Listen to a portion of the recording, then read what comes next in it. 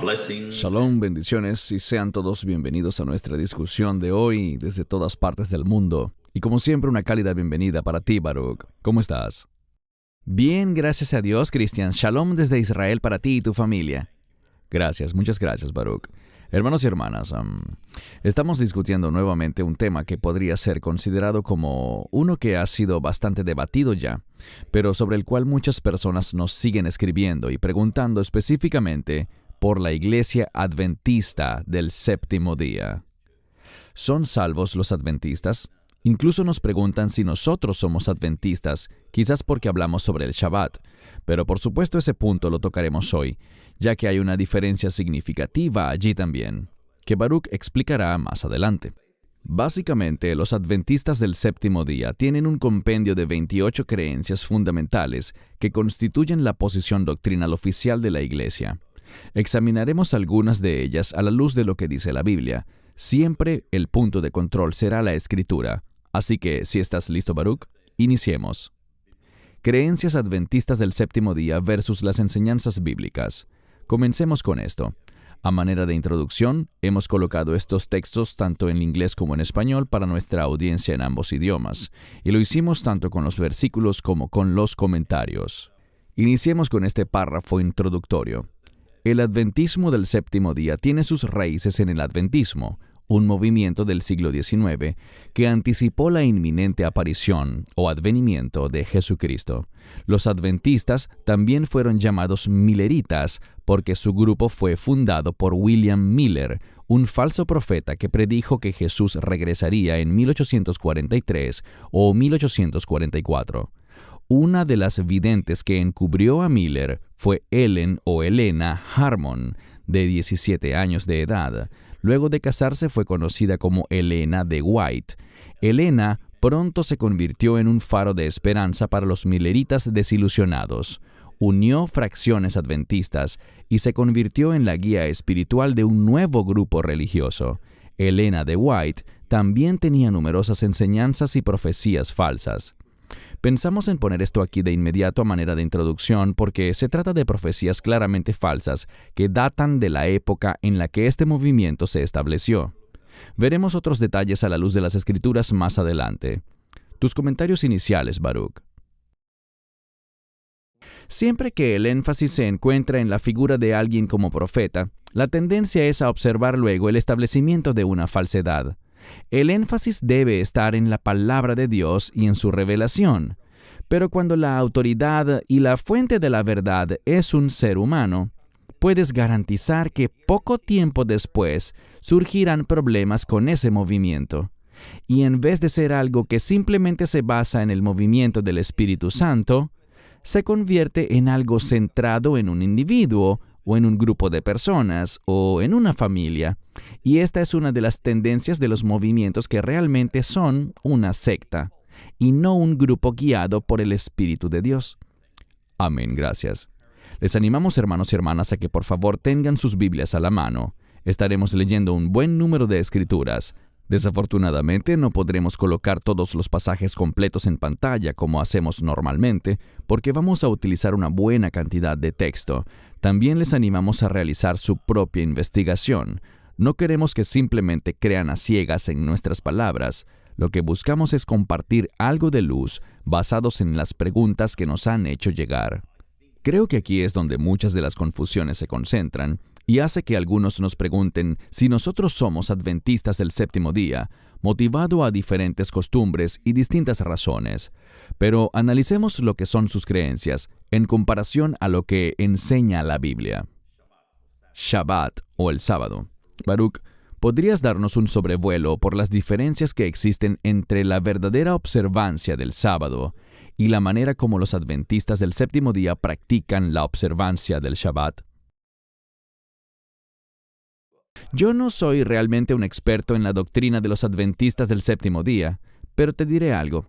Uno de los problemas más comunes que no solo presenta la iglesia adventista es que muchos asocian el Shabbat con el día para adorar, cuando en ningún lado de la Biblia encontramos que exista un día para adorar. Vemos adoración todos los días. Por ejemplo, tenemos a Daniel, quien adoraba 3 veces al día todos los días. Y cuando hablas del Shabbat, simplemente diré que cuando existía el templo de Jerusalén, habían sacrificios especiales que se ofrecían durante el Shabbat. Pero hoy en día no tenemos el altar, pues no existe el templo. En consecuencia, el Shabbat no puede ser guardado y observado de acuerdo con la ley de Moisés. Pero eso no significa que el Shabbat no tenga relevancia o importancia. Por lo tanto, podemos en el espíritu, como dice Pablo en Romanos 7:6, no en la letra de la ley, sino en la renovación del espíritu, aplicar la verdad del sábado a nuestra vida. Y la palabra que realmente se vincula al Shabbat es menujá, que significa descanso. Y no es un término que simplemente signifique no hacer nada, relajarse, tomar una siesta, sino que la palabra menujá tiene que ver con ubicarse, posicionarse en el lugar correcto, espiritualmente hablando. Con mucha frecuencia, lo que oímos es que el Shabbat es un día de restricciones, cuando bíblicamente el Shabbat es un día de restauración, en el que echamos fuera las cosas del mundo, buscando enfocarnos en Dios, porque las cosas del mundo, nuestros deberes diarios, el trabajo y todo eso, las responsabilidades de la vida, con frecuencia nos alejan de donde Dios quiere que estemos. El Shabbat es un tiempo que apartamos para reconectar con Dios de una manera muy específica, con su palabra, en adoración, en un entorno donde no tengas que lidiar con que los afanes de este mundo sean impuestos sobre ti durante ese día. No se trata de algo en lo que seamos legalistas, sino que por el contrario, lo que creemos es que se trata de un día que debemos celebrar con alegría y acción de gracias. Con frecuencia la gente enfatiza lo que no debemos hacer en Shabbat, pero cuando vemos las Escrituras, encontramos la expresión Lasot eja Shabbat, que significa hacer el sábado. Es algo que hacemos para enfocarnos en Dios, para quitar la mirada de las cosas del mundo, para reconectar por medio de la Escritura y no hacer nada que interfiera con nuestro enfoque en Dios. Esa es la expresión bíblica del Shabbat. Amén. Ahora, algunas personas se nos han acercado y nos han dicho, bueno, realmente no encuentro mucha diferencia entre el Shabbat para los adventistas y para los cristianos. Y también con otro tipo de denominaciones que sabemos que son nacidas de nuevo y personas que creen en la Biblia. Veamos ahora algunos puntos que deben ser examinados muy seriamente y que debemos mirar de cerca porque existen significativas diferencias y elementos que deben ser expuestos. En esta siguiente lámina, a la izquierda de sus pantallas verán las creencias del adventismo y a la derecha, en la columna amarilla, tenemos las enseñanzas bíblicas, lo que la Biblia nos dice en cada uno de esos temas. Vamos a señalar únicamente 5 diferencias aquí, pero hay muchas más. Ellos creen que el infierno no es eterno. Esa es una de sus doctrinas y enseñanzas. Sin embargo, veamos un par de escrituras. Mateo 25:46 dice claramente, y espero que tengan sus Biblias a la mano para poder seguir la lectura, «E irán estos al castigo eterno, y los justos a la vida eterna». Quiero agregar una escritura más, Apocalipsis 21:8. «Pero los cobardes e incrédulos, los abominables y homicidas, los fornicarios y hechiceros, los idólatras y todos los mentirosos, tendrán su parte en el lago que arde con fuego y azufre, que es la muerte segunda». Tus comentarios, Baruch, sobre esta enseñanza que dice que el infierno no es eterno. Más y más me topo con personas que tienen una especie de lo que ellos llaman una teología de la aniquilación, según la cual Dios destruirá el alma de los pecadores. Es decir, que habrá un castigo, pero ese castigo tendrá un fin, y tal como lo pusiste en pantalla, ellos creen que el infierno es temporal, que no es algo para siempre. Pero cuando vemos las Escrituras, encontramos, por ejemplo, en el Antiguo Testamento, en Daniel 12, que se habla sobre la condenación eterna. También en el Nuevo Testamento lo ha señalado, este tormento eterno. Cuando dejamos este cuerpo, pasamos a la eternidad de una manera única, bien sea que vayamos a la vida eterna en el reino, o en última instancia, cuando hablamos del infierno, lo usamos en un sentido más general para referirnos también al lago de fuego y azufre.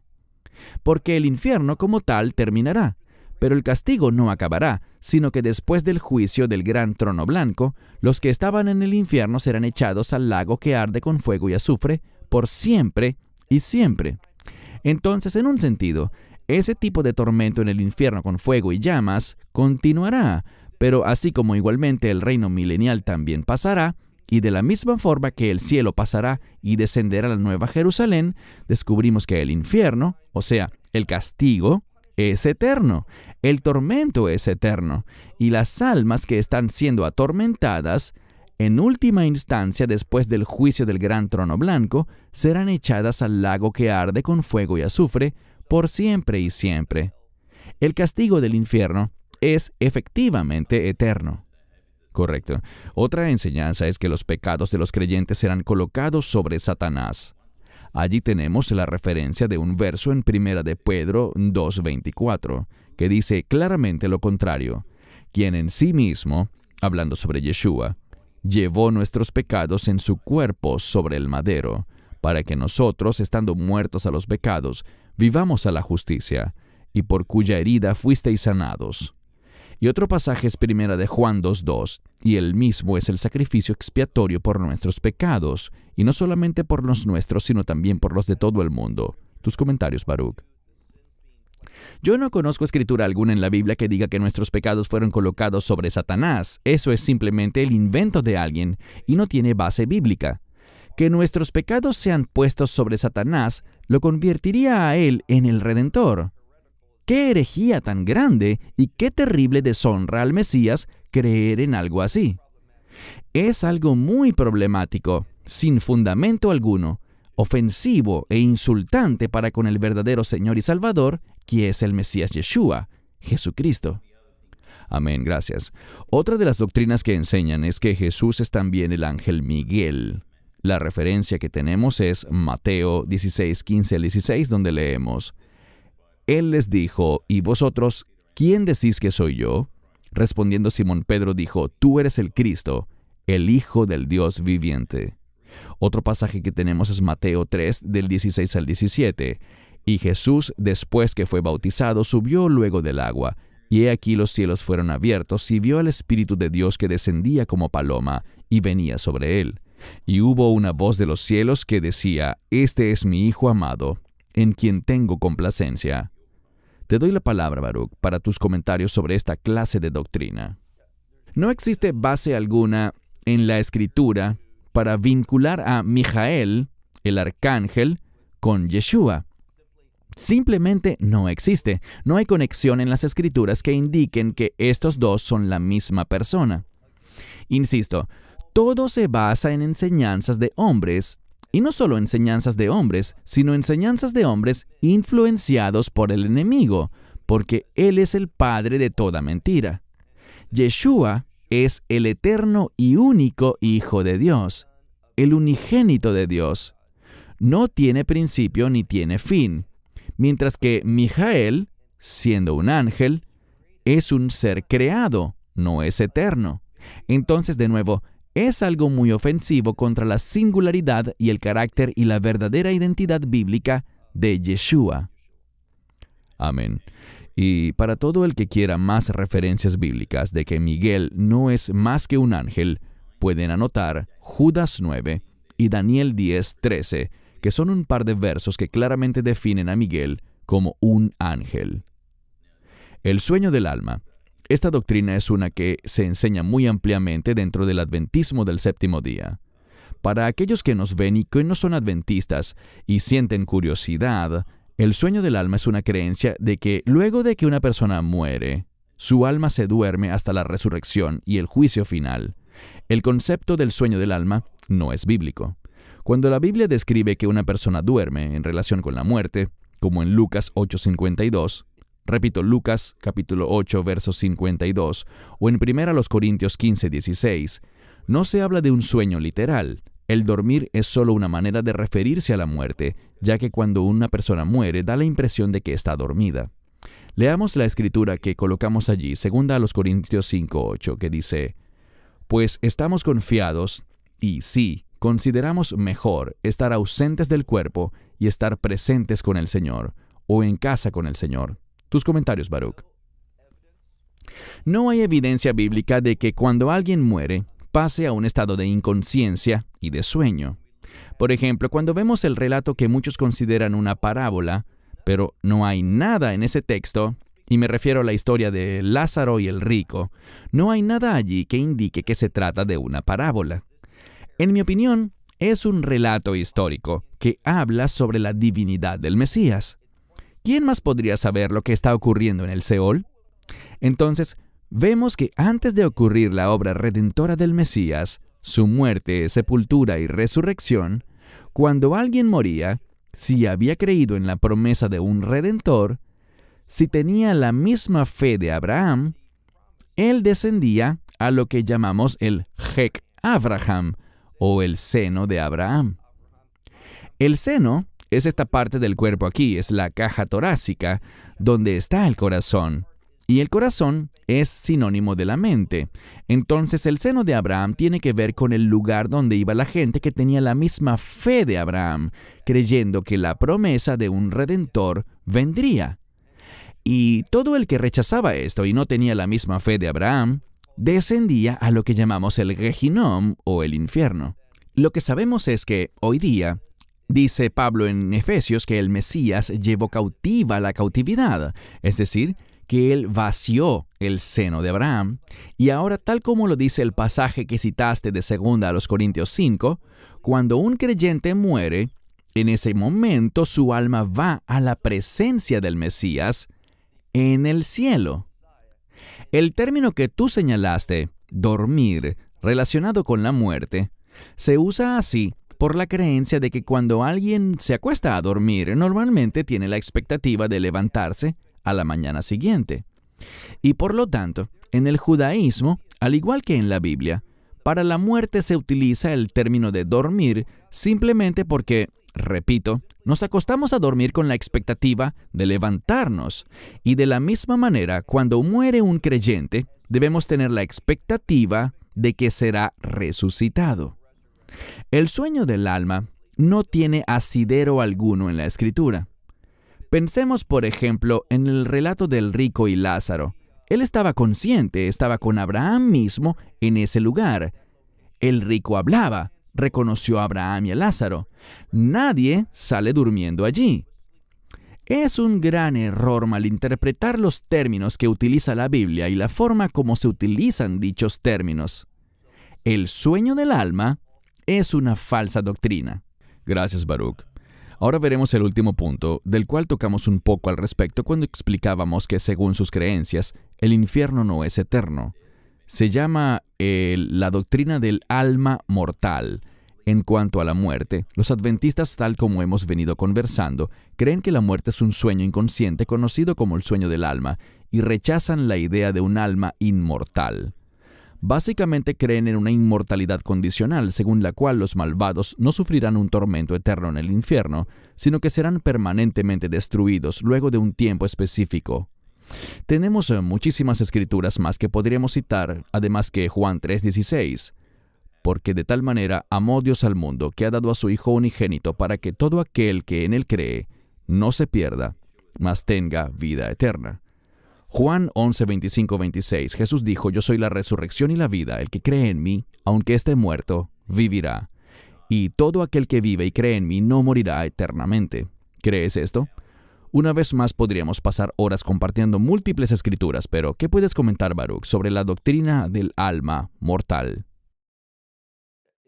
Todo esto se remonta a la primera doctrina que mencionamos, y que consiste en que ellos no quieren que el alma sea castigada para siempre. Esto es muy atractivo para muchas personas que dirán, ok, sufriré, pero eso tendrá fin, no será un sufrimiento por siempre y para siempre. En mi opinión, cuando realmente entiendes cómo ellos lo ven y cómo usan esta doctrina, es una forma de hacer que las personas se sientan atraídas a participar en las reuniones de su denominación, porque a la gente le gusta eso. Bien, la vida eterna para siempre suena muy bien, mientras que el castigo está limitado a un periodo de tiempo. A la gente le gusta eso. Pero la simple verdad es que el castigo es eterno, totalmente eterno, donde habrá llanto y crujir de dientes por siempre y para siempre. es un gran ejemplo del uso de nuestro deseo, de lo que yo quiero que sea la verdad, y convertirlo en doctrina en vez de alinearnos con lo que dice la Escritura. Y siempre que digas, la Biblia dice esto, pero yo creo aquello, sabrás que vas en dirección incorrecta y que te estás asociando con un grupo que no se sujeta a la autoridad de la palabra de Dios. Amén. Antes de darte la palabra para tus comentarios finales, queremos enfatizar que hacemos esto en amor, exponiendo la verdad, porque resulta de máxima importancia poder sacar la verdad a la superficie y con amor por las almas. A pesar de esto, algunas personas discuten con nosotros y nos dicen que, bueno, tú sabes, realmente no hay tanta diferencia, o nos preguntan por qué nos enfocamos en las fallas de otras religiones o denominaciones. Sentimos que es de suprema importancia compartir la verdad.